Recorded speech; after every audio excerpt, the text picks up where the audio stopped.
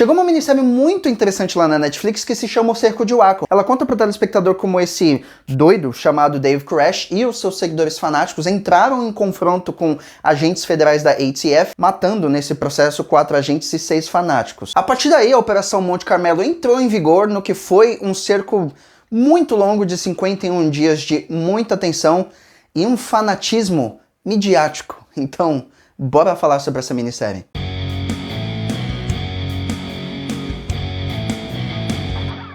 A primeira boa impressão que essa minissérie me deu, e que eu imagino que vai atrair muita gente também, é que ela parte pro que interessa logo de começo. É ali nos primeiros minutos que a gente já começa a ver a bala comendo solta com imagens tanto da ação, quanto em 3D para ajudar o telespectador a entender o que aconteceu. Você não vai ouvir, 2 meses antes do cerco, ou 4 meses antes do cerco aconteceu isso, aconteceu aquilo.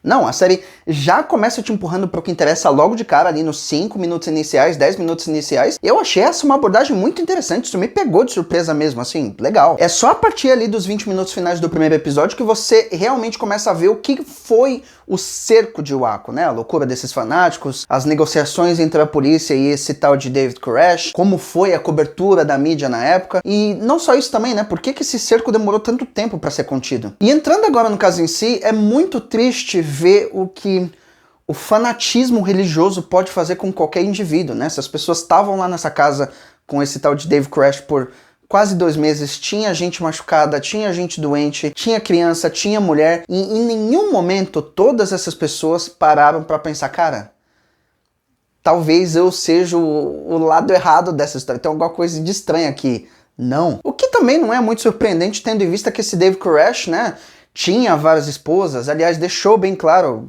para todo mundo que estava indo lá entrevistar ele antes desse cerco e tal, que na congregação dele não podia existir casais, até porque Deus só deixava ele ter esposas, né? Vai vendo. Também falava para todo mundo que queria ouvir que ele era a segunda vinda de Jesus Cristo aqui na Terra, né?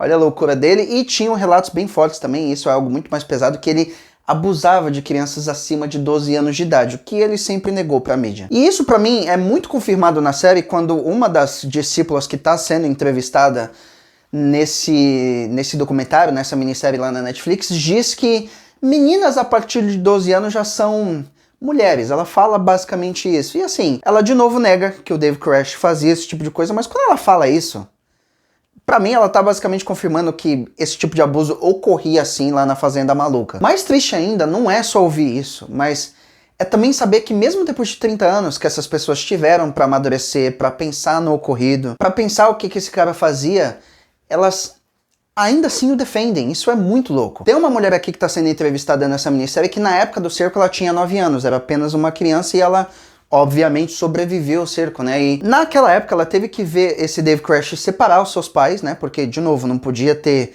casais por lá, e o Dave Koresh queria a mãe dela como sua esposa, e, bom, ela não aceitou isso, e a mãe dela saiu fora do grupo, abandonou todo mundo, e também teve que ver o seu pai escolhendo ficar no cerco lá de 51 dias e provavelmente morrer, em vez de ir embora com ela quando teve a oportunidade, né? E assim, mesmo depois de tudo isso, ela ainda diz pra câmera que o Dave Koresh me amava e o meu pai me amava também. Sei lá, viu?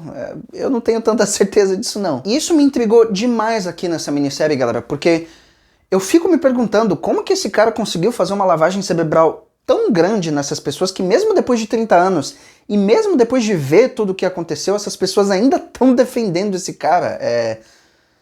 Eu não sei.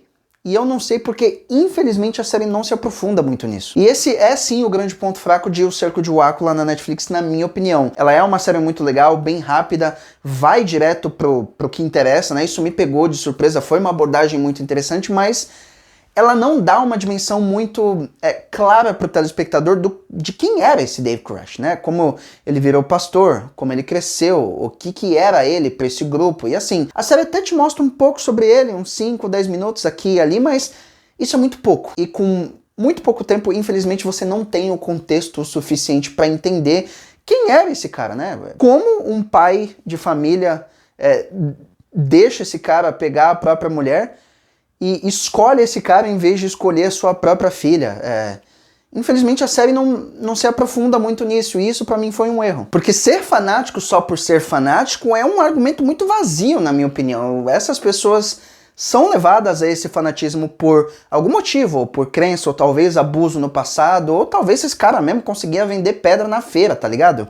Não sei. Mas quando a série deixa de abordar esse tipo de coisa, ela infelizmente acaba deixando essa parte do grupo bem vazia pro telespectador e foca em partes que não eram tão necessárias, na minha opinião, como os erros do FBI, ou o que os negociadores queriam e o FBI não queria e tal. E assim, em uma minissérie que conta pro telespectador sobre um cerco de 51 dias desses religiosos fanáticos que mataram 4 agentes federais que estavam dispostos a morrer por esse tal de David Koresh, que se auto-intitulava a segunda vinda de Jesus Cristo, eu tô muito mais interessado nisso do que, sei lá, ver os erros policiais ou ver o que os negociadores queriam. Mas, enfim. Com isso dito, mesmo com um pouco de falta de foco, na minha opinião, eu acho que O Cerco de Waco lá na Netflix é uma série muito interessante, que conta uma história bem doida, bem interessante também, que vai te fisgar logo de começo. Ela tem uma abordagem muito diferente de outras minisséries que eu já vi e que, no final das contas, vale muito a pena. Então é isso aí, galera. Muito obrigado a todos vocês por assistirem esse vídeo até aqui, até o final,